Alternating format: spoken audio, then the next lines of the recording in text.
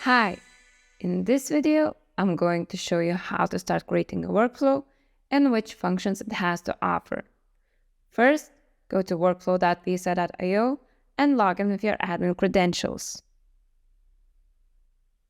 Once you enter the platform, click on Create New Workflow button at the upper right side. Give your workflow a title and select its default language. You will land in our details page, in which you should give information about your workflow to your users. Name, description, estimated duration time, and labels. If you choose to show content page, users will get an outline of each step before starting. Upload file option allows you to add information which users can allow before starting a workflow. If you're not sure about some of the information that you want to put in the section, you can always come back to it later.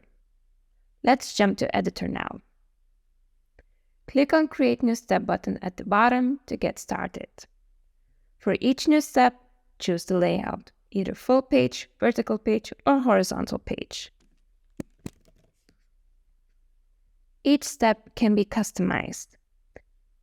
Rename, duplicate, clone it to another workflow, move or delete individual steps. Remember that if you want your users to see an outline of steps, each of them should be named respectively.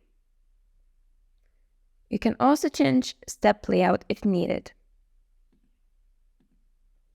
Adjust your preview to the end user's device.